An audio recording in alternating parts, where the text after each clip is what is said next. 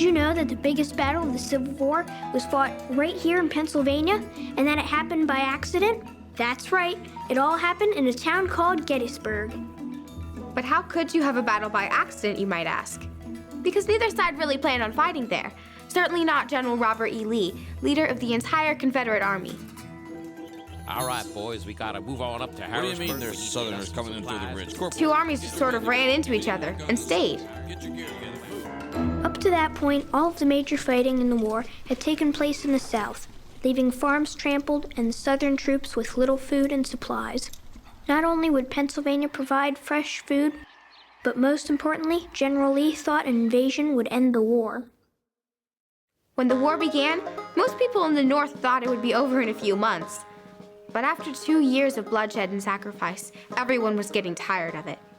Lee's plan was to march his army north, cross the Susquehanna River, threaten our state capital in Harrisburg and other Pennsylvania cities. He wanted to defeat the Union Army and force the North to negotiate a peace treaty with the Confederate States and end the war. So, why Gettysburg? Shoes and fruit. Huh? Most of Lee's soldiers didn't have decent shoes. Most of them either tied rags around their feet or marched and fought barefoot. And after walking from Virginia to Pennsylvania, their feet were pretty ragged. While rumor had spread through the Confederate troops that there were a lot of shoemakers in Gettysburg, they had actually mistaken it for the small town of Hanover, just to the southeast of Gettysburg.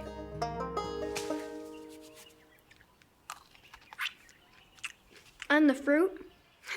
Well, that was true. There were orchards all over the place. Ah. So what about the actual battle? That's the stuff I like to talk about. It's all you. On July 1st, 1863, Lee's army with over 70,000 men was located to the north and west of Gettysburg. Lee had given orders to his generals not to get into a fight with Union troops, but General Henry Heath was anxious to check on those shoes, fruit, and supplies, so he sent some of his men into the town of Gettysburg to investigate.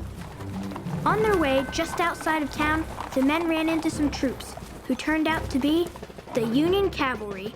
The battle had begun. Lee was shocked to hear all of the gunfire, but when he realized what was going on, he sent word to all of his troops to come back and fight in Gettysburg. The Union Army, which had more than 85,000 men, was driven back, but they were able to hold on to the higher ground outside of the town. That worked out well for them, because they could see the Confederates as they attacked. The next day, Lee attacked but never gained any significant ground. Then, on the third day, he ordered what has become one of the most legendary attacks in the Civil War, Pickett's Charge. The Union soldiers were spread out along the higher ground, a place called Cemetery Ridge, with their cannons and guns ready, watching for the Confederates below. Lee ordered General George Pickett and his men, about 12,000 of them, to march across nearly a mile of open fields and up the hill, directly into the center of the Union line, all while getting fired at from cannons and muskets. They got torn to shreds. As they retreated, General Lee went out to meet Pickett. Lee thought the Union was about to launch a counterattack, and he ordered Pickett, General, reform your division. But General, I have no division. The Battle of Gettysburg was over. It was the largest battle ever fought in North America. More than 3,000 Union soldiers and 4,000 Confederate soldiers were killed. With that many soldiers dead and more than 24,000 wounded, Lee ordered his men to retreat from Pennsylvania and return to Virginia. While the battle did not end the Civil War, it was a major turning point. After Gettysburg, the Confederate Army was never as confident as it once had been and was never as powerful either.